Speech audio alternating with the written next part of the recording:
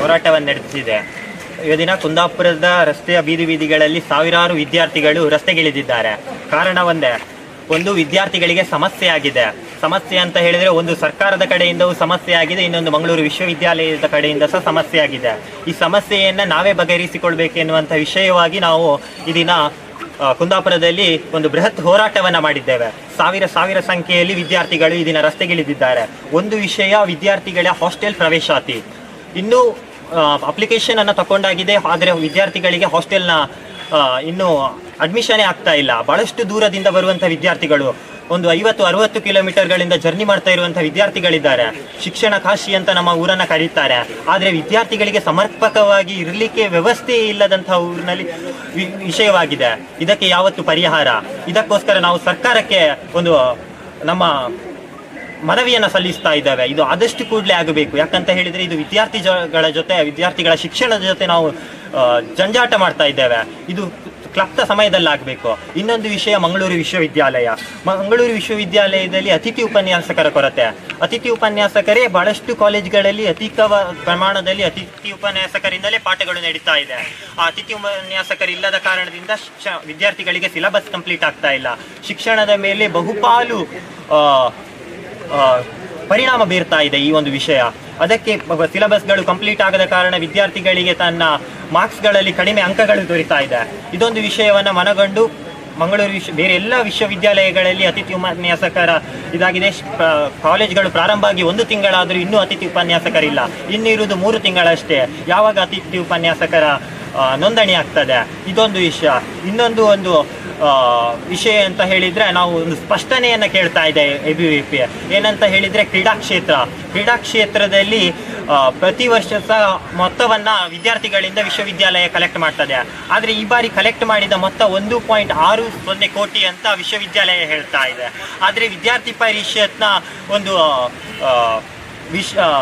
ಗಮನಕ್ಕೆ ಇದೆ, 52 ಕಾಲೇಜ್ಗಳಲ್ಲಿ 22.2 ಕೋಟಿಯ ಅಷ್ಟು ಮೊತ್ತವನ್ನು ಕಲೆಕ್ಟ್ ಮಾಡಿದೆ. ಅಂದರೆ ಎಷ್ಟು 3 ಕೋಟಿಗೂ ಅಧಿಕ ಮೊತ್ತ ಕಲೆಕ್ಟ್ ಆಗಿದೆ ಎನ್ನುವಂಥ ವಿಷಯ. ಆದರೆ ಬಂದಂಥ ಆ ಮೊತ್ತ ಎಲ್ಲಿಗೆ ಹೋಯಿತು? ಆ ಹಣದ ಸಮರ್ಪಕ ನಿರ್ವಹಣೆ ಆಗ್ತಾ ಇಲ್ಲ. ಆ ಮೊತ್ತವನ್ನು ಎಲ್ಲಿಗೆ ಹೋಯಿತು, ಯಾವ ರೀತಿ ಖರ್ಚು ಮಾಡಿದ್ದೀರಿ ಅಂತ ವಿಶ್ವವಿದ್ಯಾಲಯ ಸ್ಪಷ್ಟನೆ ಕೊಡಬೇಕಂತ ಅಖಿಲ ಭಾರತೀಯ ವಿದ್ಯಾರ್ಥಿ ಪರಿಷತ್ ಈ ದಿನ ವಿಷಯವನ್ನು ಮಂಡಿಸ್ತಾ ಇದೆ. ನನ್ನ ಹೆಸರು ಕಾರ್ತಿಕ್ ಅಂತ, ಉಡುಪಿ ಜಿಲ್ಲಾ ಸಂಚಾಲಕ. ಕುಂದಾಪುರ ವತಿಯಿಂದ ನಾವು ಇಲ್ಲಿ ಪ್ರತಿಭಟನೆ ಹಮ್ಮಿಕೊಂಡಿದ್ದೇವೆ. ಎಲ್ಲ ವಿದ್ಯಾರ್ಥಿಗಳು, ಸಾವಿರಾರು ವಿದ್ಯಾರ್ಥಿಗಳು ಸೇರಿ ಇಲ್ಲಿ ಪ್ರತಿಭಟಿಸಿದ್ದೇವೆ. ಇದು ಒಂದು ಬಾರಿ ಮನವಿ ಕೊಟ್ಟಿದ್ದಲ್ಲ, ಇದಕ್ಕಿಂತ ಮುಂಚೆ ಒಂದು ಸಾರಿ ಮನವಿ ಕೊಟ್ಟಿದ್ದೇವೆ. ಅದಕ್ಕೆ ಸರಿಯಾದ ಉತ್ತರ ನಮಗೆ ಸಿಕ್ಕಲಿಲ್ಲ.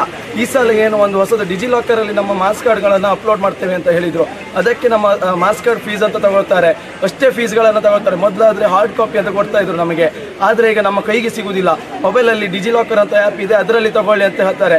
ಅದರಲ್ಲಿ ನೋಡಿದರೆ ಫಸ್ಟ್ ಸೆಮ್ಮಿಂದು 1-2 ಸೆಮ್ಮಿಂದು ಮಾತ್ರ ಸಿಗ್ತಾ ಇದೆ ಹೊರತು ಮತ್ತೆ 3 ಸೆಮ್ಮಿಂದ 4ನೇ ಸೆಮ್ಮಿಂದ ಸಿಗ್ತಾ ಇಲ್ಲ. ಏನೆಂದರೆ ಮತ್ತೆ ಏನಾದರೂ UUCM ಪೋರ್ಟಲ್ನಲ್ಲಿ ಬಿಟ್ಟಿದ್ದ ಪರ್ಸೆಂಟೇಜ್ ನಮಗೆ ಡಿಜಿಲಾಕರ್ ಆ್ಯಪ್ನಲ್ಲಿ ಆ ಮಾರ್ಕ್ಸ್ ಕಾರ್ಡ್ನಲ್ಲಿ ಸಿಗ್ತಾ ಇಲ್ಲ. ಒಂದು 69% ಇದ್ದರೆ ಇದರಲ್ಲಿ 63 ಅಂತ ತೋರಿಸ್ತಾ ಇದೆ.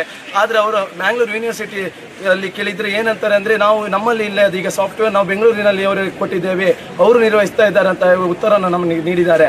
ಆದರೆ ಅದು ನಮಗೆ ಬೇಕಾದಲ್ಲ. ನಮಗೆ ಸಮಸ್ಯೆ ಪರಿಹಾರ ಬೇಕು. ಯಾಕೆಂದರೆ ನಾವು ಕಷ್ಟಪಟ್ಟು ಇಲ್ಲಿ ಓದಿ ಬಂದು ನಾವು ಫೀಸನ್ನು ಕಟ್ಟಿ ಓದ್ತಾ ಇದ್ದೇವೆ. ನಮಗೆ ಕ್ಲಪ್ತ ಸಮಯದಲ್ಲಿ ನಮಗೆ ಮಾರ್ಕ್ಸ್ ಕಾರ್ಡ್ಸ್ ಸಿಗಲಿಲ್ಲ ಅಂದರೆ ಯಾರು ಹೊಣೆ? ಇದಕ್ಕೆಲ್ಲ ನಾವು ಬರೀ ಪ್ರತಿಭಟನೆ ಮಾಡ್ತಾ ಇರೋದು, ಇದನ್ನೇ ನೋಡ್ತಾ ಇರೋದಕ್ಕೆ ಆಗುವುದಿಲ್ಲ. ನಾವು ಶಿಕ್ಷಣಕ್ಕೆ ಬಂದಿರೋದು, ಓದ್ಲಿಕ್ಕಂತ ಬಂದಿರೋದು.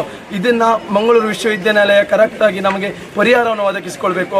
ಒಂದು ಮಾರ್ಕ್ಸ್ ಕಾರ್ಡ್ ಅಂತ ಇದ್ರೆ ಅದರಲ್ಲಿ ಒಂದು ಭಾವಚಿತ್ರ ಅಂತ ನಮ್ದಿಲ್ಲ. ಅದರಲ್ಲಿ ಈಗ ಆನ್ಲೈನಲ್ಲಿ ಡೌನ್ಲೋಡ್ ಮಾಡ್ಕೊಳ್ಳಿ ಅಂತಾರೆ. ಅದರಲ್ಲಿ ಒಂದು 3 ಸೆಮಿನ ಮಾರ್ಕ್ಸ್ ಕಾರ್ಡ್ ಮಾತ್ರ ಸಿಗ್ತಾ ಇದೆ. ಇನ್ನು ಒಂದು 4-5ನೇ ಸೆಮಿನ ನಮ್ಗೆ ಸಿಗ್ತಾ ಇಲ್ಲ.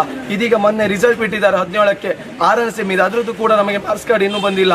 ಇನ್ನು ನಾವು ಜಾಬಿಗೆ ಅಂತ ಹೋಗ್ಬೇಕಂತ ಇದ್ದೇವೆ. ಆ ಜಾಬಿಗೆ ಹೋದಾಗ ಅವರು ಹೇಳ್ತಾರೆ ಒರಿಜಿನಲ್ ಮಾರ್ಕ್ಸ್ ಕಾರ್ಡ್ ಎಲ್ಲಿದೆಯಪ್ಪ ಕೇಳ್ತಾರೆ. ಆವಾಗ ನಾವೇನು ಇನ್ನು ಕೊಡ್ಲಿಲ್ಲ ಅಂತ ಹೇಳಲಿಕ್ಕೆ ಆಗುತ್ತಾ? ರಿಸಲ್ಟ್ ಬಂದಿದೆ, ಇನ್ನು ಮಾರ್ಕ್ಸ್ ಕಾರ್ಡ್ ಎಲ್ಲಿ ಸಿಗಲಿಲ್ಲ ಅಂದರೆ ಅವ್ರು ತಗೊಂಡು ಬನ್ನಿ ಅಂತಾರೆ. ಲೇಟಾಗಿ ನಮ್ಮನ್ನು ಜಾಯಿನ್ ಮಾಡಿಸ್ಕೊಳ್ತಾರೆ. ಆದ ಕಾರಣದಿಂದ ನಮಗೆ ಬೇಗಾಗಿ ಈ ಮಾರ್ಕ್ಸ್ ಕಾರ್ಡ್ಗಳ ಸಮಸ್ಯೆಗಳನ್ನು ಬೇಗ ನಮಗೆ ಪರಿಹರಿಸಿಕೊಳ್ಬೇಕಾಗಿ ಕೇಳ್ಕೊಳ್ತಾ ಇದ್ದೇವೆ. ಅಖಿಲ ಭಾರತ ವಿದ್ಯಾರ್ಥಿ ಪರಿಷತ್ ತುಂಬ ಸಮಸ್ಯೆಗಳನ್ನು ಮನವಿ ಮಾಡಿದೆ. ಅದಿಷ್ಟು ಸಮಸ್ಯೆಗಳಿಗೆ ಪರಿಹಾರಗಳನ್ನು ಬೇಗ ಒದಗಿಸಿಕೊಡ್ಬೇಕಾಗಿ ನಾವು ಮನವಿ ಮಾಡಿಕೊಳ್ತಾ ಇದ್ದೇವೆ.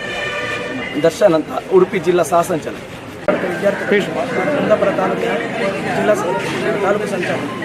ನಾವು ಈ ಪ್ರತಿಭಟನೆ ಯಾಕೆ ಮಾಡಿದ್ದೇವೆ ಅಂದರೆ, ಈ ಶಿಕ್ಷಣ ಕಾಶಿ ಅಂತ ಹೆಸರಾಗಿರುವಂಥ ಈ ಕುಂದಾಪುರದಲ್ಲಿ ಸರಿಯಾಗಿ ಶಿಕ್ಷಣ ಸಿಗಿದ್ರು ನಮಗೆ ಹಾಸ್ಟೆಲ್ ಸಮಸ್ಯೆ ತುಂಬ ಇದೆ.